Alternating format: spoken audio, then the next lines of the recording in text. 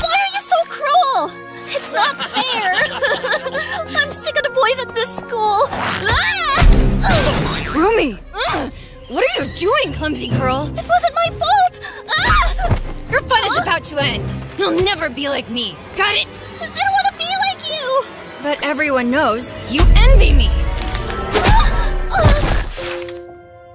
You bring a photo of mommy and daddy to school? Don't do that! No! How could you? Enough already. My photo! We can fix it. You're no hero, you clown! Mystery! Please, stop hurting him! Don't mess with my girl! You got in trouble because of me, Mystery! It's not even half of what I do for you. Really? I'll pay a visit to the infirmary. Fine. Oh, how am I going to fix this? Huh? I have to get to class! Wait for me, teacher! Oh! Huh? Why are you so late? I was crying. That's not a good excuse, girl! Take a seat. It won't happen again, teacher. Ah! Oh, this is embarrassing. Stinks. Immature. What kind of manners are those? But it was Mira who pulled a prank. Mira? You mean that little angel sitting right there? Little angel! I'm going to the restroom. I want to go home. Huh? Mystery's waiting for me. School is not that bad. Oh! Don't worry for me. Mystery! What did you do to Mystery? Want us to give you a demonstration? Where do you think you're going? Being bullied by my own kind was already bad enough.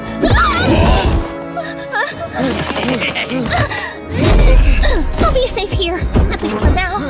What am I supposed to do? Mom, Dad, what would you do in my situation? Do you want to know what we'll do to you? Please, I don't want to get hurt. What you want doesn't matter to us. I don't deserve this. You have a big ego! Of course not. My parents raised me well. How will I defend myself, Mom? With this brooch, you will be able to do good, Zoe. Then I'll do good. My brooch. What will you do? Ah! Oh, don't come any closer! Huh? A dagger. Thanks, Mom. Awesome! Ha! You're not so brave now. That was a piece of cake. I don't like this. What do we do now? Don't resist, Rumi. Can't take it anymore. Help me, Zoe! Why would I help you? Huh? Stop him! That's enough, Guima. Go back to your house. Tie her up like the others. You won't have to stop me. I have the dagger my mother gave me. Yeah! Ah! Incredible. Oh, look! It was a pleasure meeting you, girl, but I left the flame on in hell. Coward. We were such fools, Zoe. I behaved very badly towards you, Zoe. I forgive you, girls. I knew I'd set my eyes on the right girl. Long live love. How cute! I'm proud of you. Let's give them a big round of applause. Don't be shy, Romance. Time for the vows. No one objects, right? 5 minutes. Give me my candy! I saw it first! Soon we will be walking down the aisle. Ah, they're like kids. You can kiss. Come here, handsome. We'll be together forever. I object. Rumi is a criminal. They're a criminal? This is interesting. Rumi's a criminal? Don't believe her. She just wants to ruin my wedding. Liar! You're jealous. Speak for yourself. Wait. You sabotaged me. I thought we were friends. Hey! Stop making a fool of yourself! I don't love you! You cheated on me! I would never do that. Rumi lied to you so she could marry you. Look at her. You don't trust me? Liar! No! Everybody stop! Oh, don't hurt us! Whoa! You really think this picture is real? Tell me your version. Then pay attention. As you may remember, you and I were a really cute couple. You look funny. I want that too. Hey, Romance, want to take a selfie with me? We're not even friends! So rude. Don't try to flirt with my boyfriend. What you gonna do about it? But Rumi was always ready to interfere and ruin everything. Hello, everyone. We're going camping. Yeah, let's go. Of course, Rumi wasn't going to miss the opportunity to sabotage me on the camp. You look beautiful.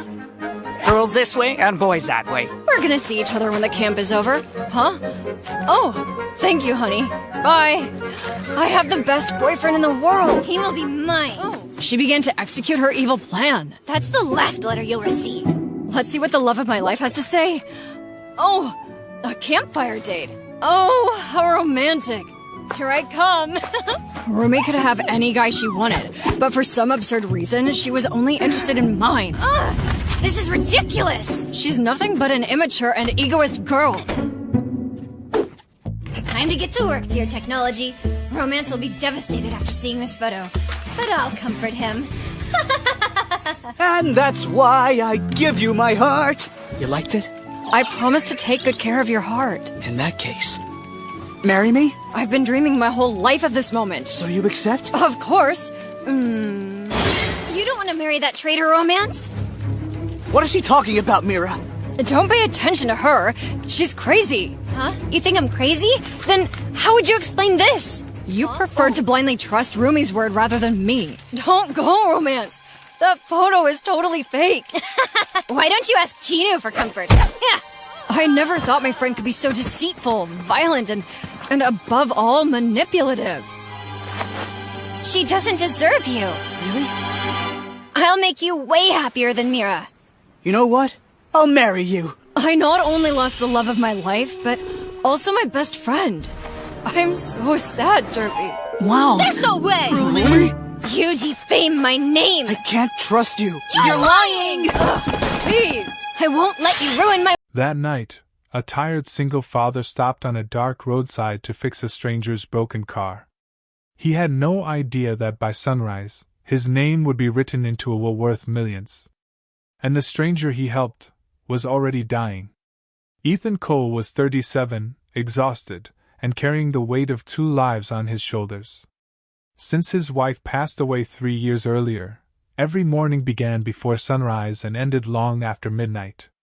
He worked as a mechanic during the day and drove deliveries at night, all to make sure his 8-year-old daughter, Lily, never went to bed hungry or scared. That evening, rain poured heavily as Ethan drove home after a double shift. His hands ached, his eyes burned, and his phone buzzed with overdue bills. He was already late to pick Lily up from his neighbor's house. He told himself to keep driving, that he had no time, no energy, no money to spare. Then he saw it. A black luxury car sat broken down on the side of the empty highway, hazard lights blinking weakly through the rain. Ethan slowed down. He tried to look away. But when he glanced again, he saw an elderly man inside the car, gripping the steering wheel, his face pale, his breathing shallow. Ethan pulled over. The man introduced himself as Mr. Harrington. His voice was calm, but his body betrayed him. The engine was dead. Rain soaked through his expensive coat, yet he didn't complain once. Ethan knelt in the rain, hands shaking from cold, fixing a damaged fuel line using tools from his own car. He worked quietly, quickly, as if helping strangers in storms was nothing new. When the engine finally came back to life, Mr. Harrington stared at him in disbelief.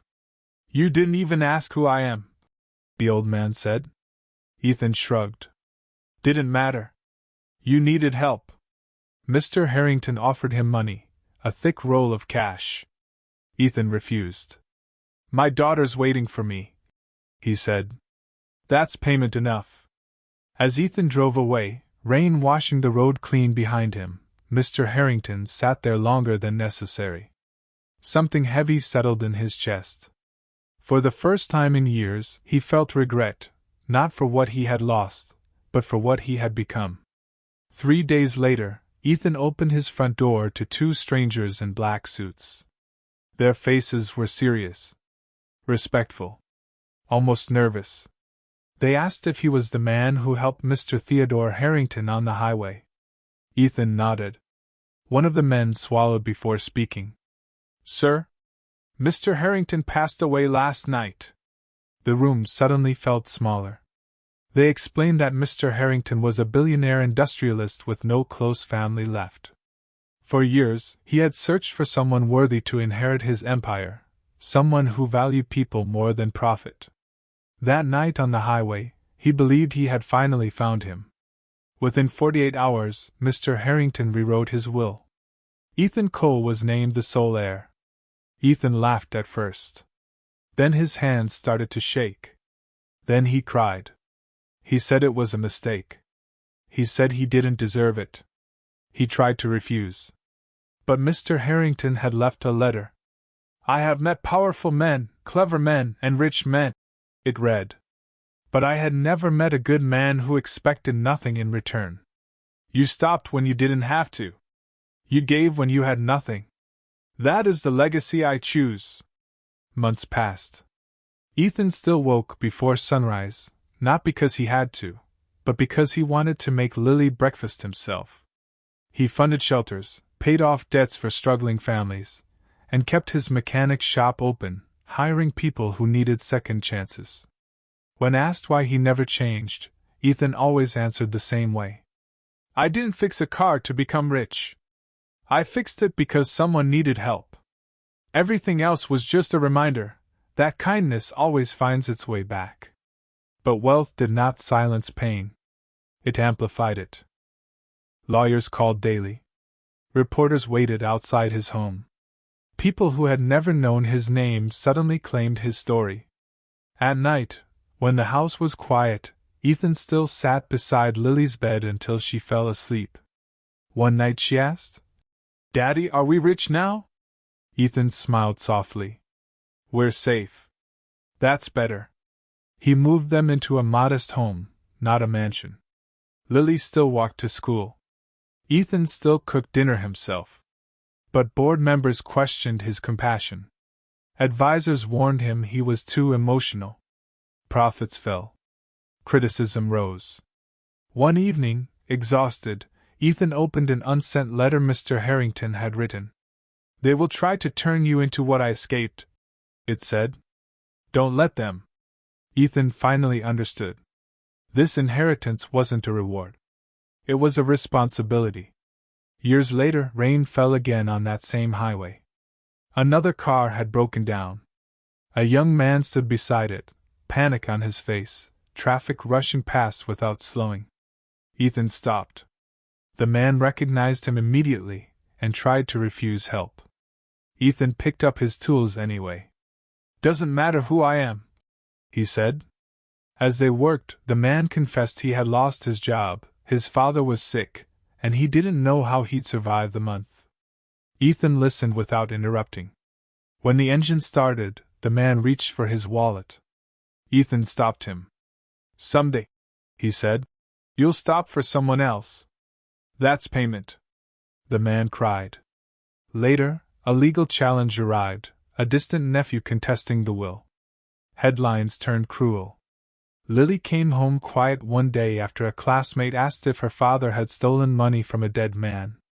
That night, Ethan sat alone in his garage, smelling oil and metal, wondering if stopping that night had ruined his daughter's peace. For the first time, he thought about giving everything back. Lily found him there. Daddy, she asked softly, did you help that man because he was rich? No, Ethan said. I didn't know who he was. She smiled. Then don't stop being that dad. The next day, Ethan told the truth publicly, not to defend himself, but to explain kindness when no one is watching. He won the case. But more importantly, he won trust. Years passed. Ethan created a foundation with one rule: help first, ask questions later. Mechanics were funded. Single parents trained. Emergency roadside assistance became free nationwide. No cameras. No logos. Just help. On anniversaries, Ethan and Lily drove that same highway together in silence. They didn't need words. Because some roads don't just take you forward. They remind you who you are. Ethan never called himself an heir. He called himself a father. A mechanic. A man who stopped. And long after money changed hands and names faded from headlines, one truth remained. Kindness is the only legacy that never runs out.